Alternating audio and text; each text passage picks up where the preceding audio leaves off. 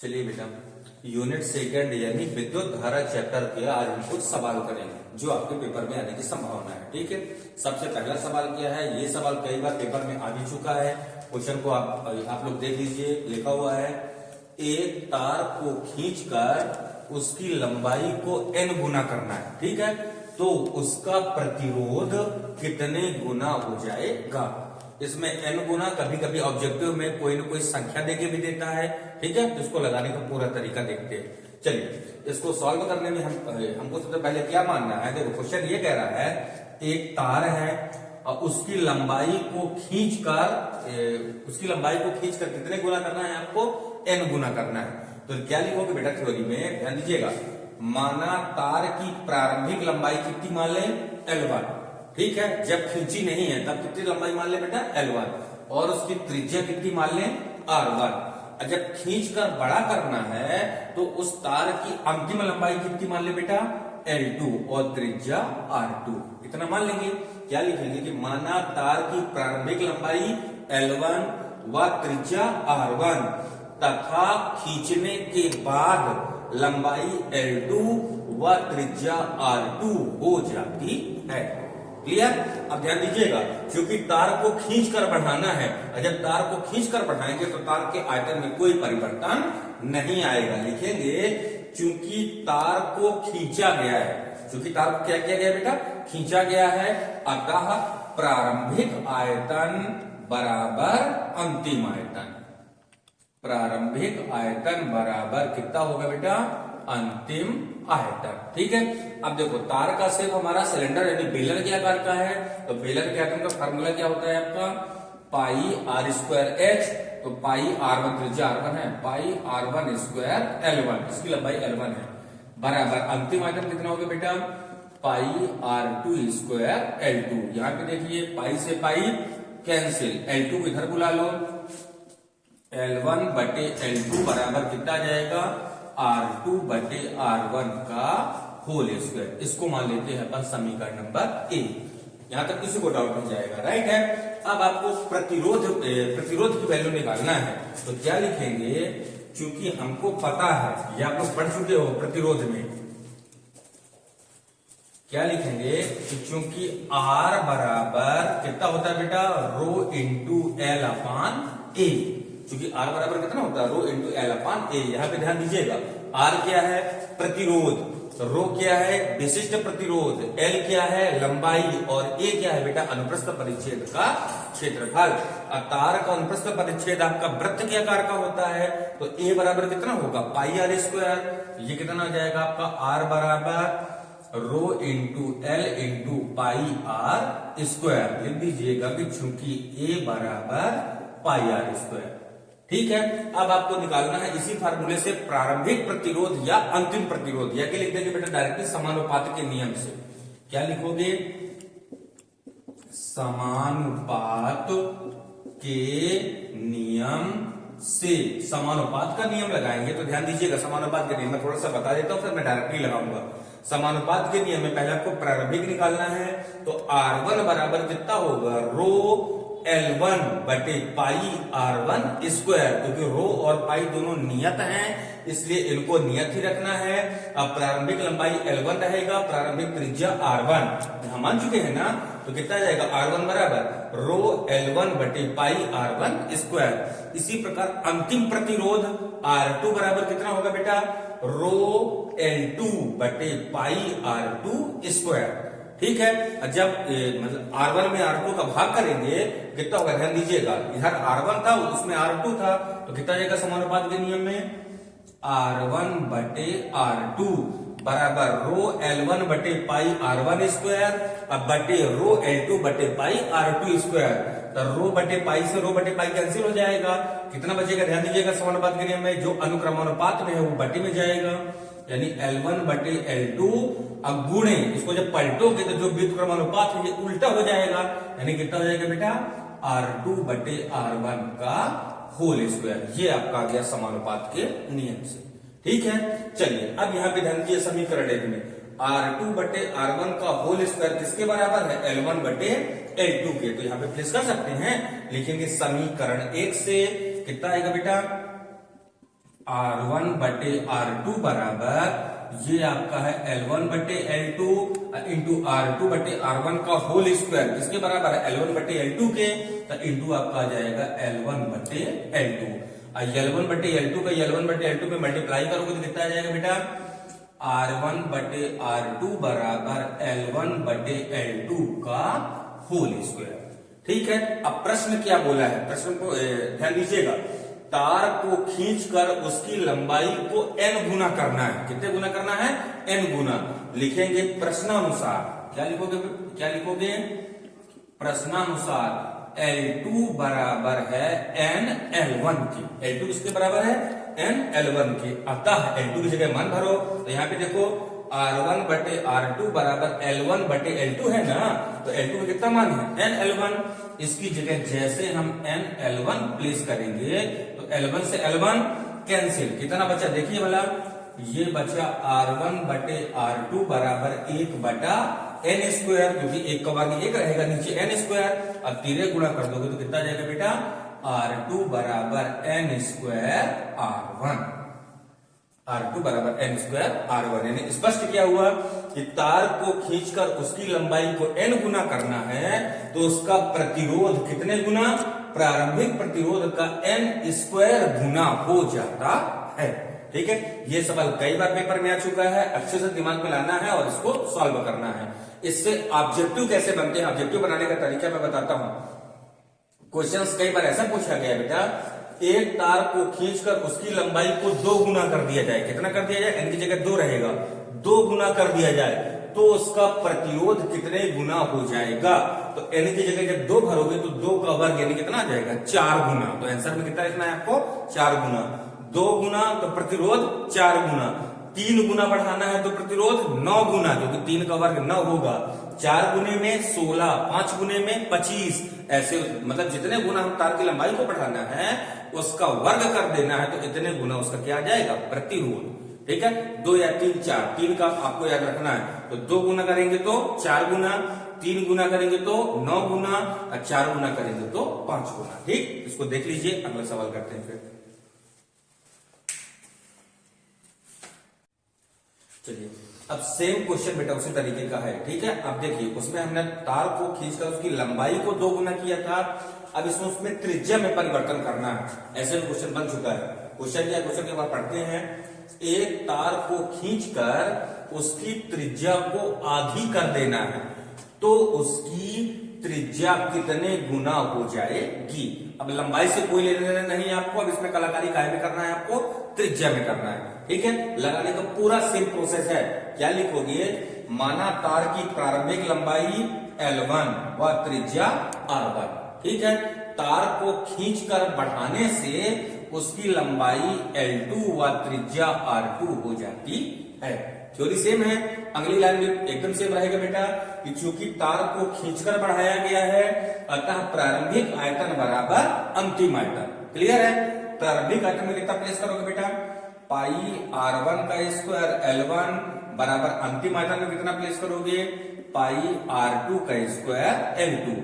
पाई से pi cancel, इसको इधर बुला लो, तो L1 बटे L2 बराबर R2 का स्क्वायर बटे R1 का स्क्वायर, यानी L1 बटे L2 बराबर R2 बटे R1 का होल स्क्वायर। समीकरण नंबर 1। कोई डाउट? बिल्कुल सेम चल रहे हैं। ठीक है, अब लिखेंगे चूंकि प्रतिरोध R बराबर कितना होता है बेटा? R बराबर रो इंटू L अपान ए को चेंज करिए, R बराबर रो इंटू L अपान पाई R स्क्वायर, क्योंकि A बराबर पाई R स्क्वायर होता है। लिख दीजिए यहाँ पे, चूंकि A बराबर पाई R स्क्वायर। कोई डाउट तो नहीं बेटा? अब किसका नियम लगाना है? सेम, देखो समानुपात का नियम लिखोगे। समानुपात के नियम से, समानुपात के नियम से जब समानुपात का नियम लगाओगे तो कितना आएगा बेटा? इधर देखिए, R1 बटे R2 बराबर रो और पाई नियत है, कैंसिल हो जाएंगे। कितना होगा बेटा? L1 बटे L2 इंटू पलटो इसको R2 बटे R1 का होल स्क्वायर। ठीक है, अब समीकरण 1 में आते हैं, तो समीकरण 1 में ध्यान दीजिए, R2 बटे R1 का होल स्क्वायर किसके बराबर है? L1 बटे L2 के। अब इसमें देखो बेटा, हमको कलाकारी काहे में करना है? त्रिज्या में। जब त्रिज्या के मान में कलाकारी करना है तो त्रिज्या को आपको रखना है, तो यहाँ पे L1 बटे L2 का मान रखना है। तो L1 बटे L2 बराबर कितना है, R2 बटे R1 का होल स्क्वायर। इस मान को यहाँ पे प्लेस करिए, कितना है बेटा, देखो R1 बटे R2 बराबर L1 बटे L2 की जगह आपका आएगा R2 बटे R1 का होल स्क्वायर और इंटू ये कितना लिखा है बेटा, R2 बटे R1 का होल स्क्वायर। कोई डाउट तो नहीं है? चलिए गुणा करते हैं। ये कितना आएगा, R1 बटे R2 बराबर, इसका गुणा करिए R2 बटे R1 की होल पावर 4। ठीक, जब 2 का 2 में गुणा करेंगे तो 2 2 कितना हो जाएगा, 4। गुणा में खाते ऐड होती है, जुड़ती हैं। अब प्रश्न क्या बोल रहा है, ध्यान दीजिए। प्रश्न कह रहा है कि जो त्रिज्या है उस त्रिज्या को क्या करना है, आपको आधी करना है। यानी L1 का मान मतलब जो L2 है वो L1 का क्या है, आधा है। ठीक है, अंतिम त्रिज्या कितनी है, R2, यानी R2 का मान R1 का आधा है। त्रिज्या को आधी करना है आपको। तो लिखो कि प्रश्नानुसार R2 बराबर कितना बेटा, R1 बाई 2, यानी R1 बटे 2। ठीक है, प्रारंभिक त्रिज्या को आधा कर देना है, तो अंतिम त्रिज्या R2 बराबर कितना आ जाएगा, R1 बटे 2। यहां से R1 का मान निकालिए, तो R1 बराबर कितना आएगा बेटा, 2R1। इस R1 के मान को आपको यहां रखना है। इसको समीकरण चाहे 2 मान लेते, लिखेंगे समीकरण 2 से, समीकरण 2 से R1 का मान भरो, कितना आएगा बेटा, देखो इधर ये आएगा R1 बटे R2 बराबर, ऊपर R2 है ना, तो R2 बटे R1, और R1 किसके बराबर है, 2R1 के। R1 बराबर है 2R2 के। ठीक है, तो R2 की जगह, R1 की जगह जैसे हम 2R2 प्लेस करेंगे तो 2R2 की होल पावर कितनी है, 4। ठीक है, यहाँ पे R2 से R2 कैंसिल, कितना आ गया बेटा, R1 बटे R2 बराबर 1 बटे 2 का होल पावर 4 है, तो 1 का 4 बार गुणा करोगे 1 ही आएगा, 2 का 4 बार गुणा करोगे कितना आएगा, 16। ठीक है, अब सीधे गुणा करेंगे तो कितना जाएगा आपका, R2 बराबर 16R1। ठीक, इसको भी याद रखना है, इससे भी ऑब्जेक्टिव बनता है। तो क्या बोलोगे कि तार को खींचकर उसकी त्रिज्या को आधी कर दिया जाए तो उसका प्रतिरोध कितने गुना हो जाएगा, देखिए उसका प्रतिरोध 16 गुना हो जाएगा। ऐसे करना, ठीक है, बिल्कुल सेम प्रोसेस है, कहीं भी चेंजिंग नहीं करना आपको। अंतर केवल इतना है कि उसमें लंबाई को रखना है और इसमें किसको रखना है, त्रिज्या को रखना है। ऐसे करना है, क्लियर? देख लीजिए, इसको कर लीजिएगा अच्छे से। चलिए बेटा, यूनिट सेकंड का ही एक और सवाल है, इसको भी अच्छे से कंप्लीट करिएगा। ये भी पेपर में एक बार आ चुका है। क्वेश्चन क्या कहता है, क्वेश्चन को एक बार आप लोग पढ़ लीजिए। 2 तार A और B हैं, ठीक है, जो एक ही धातु के बने हैं। एक ही धातु के बने हैं मीन्स कि इनका जो प्रतिरोधकता है वो एक समान है, क्योंकि एक ही धातु के बने हैं। अब प्रतिरोधकता निर्भर करता काहे पर, चालक के पदार्थ पर। तो एक ही धातु के बने तो इनका प्रतिरोधकता यानी विशिष्ट प्रतिरोध क्या है, एक समान है। और उनके अनुप्रस्थ काट का क्षेत्रफल समान है। 2 चीज एक समान है बेटा, रो एक समान है और ए एक समान है। ए क्या है, अनुप्रस्थ काट का क्षेत्रफल, तथा उनकी लंबाई का अनुपात कितना दिया है, 2:1। ठीक है, यदि प्रत्येक तार के सिरों का विभवांतर भी समान है, ध्यान देना, तार के सिरों का विभवांतर भी एक समान है, तो उनमें बहने वाली धाराओं का अनुपात ज्ञात करना है आपको। ठीक है, एक चीज पहले ये नोट करिए कि समान क्या क्या है। पहले देखिए बेटा, एक ही धातु के बने हैं तो रो समान हो गया। रो यानी क्या है, विशिष्ट प्रतिरोध या प्रतिरोधकता। इसके बाद अनुप्रस्थ काट का क्षेत्रफल समान है यानी ए समान है। तिबारा क्या बोला है, प्रत्येक तार के सिरों का विभवांतर समान है यानी भी समान है। ठीक है, तब आपको बहने वाली धाराओं का अनुपात ज्ञात करना है। राइट है, चलिए देखिए, दिया है, हल कर रहे हैं।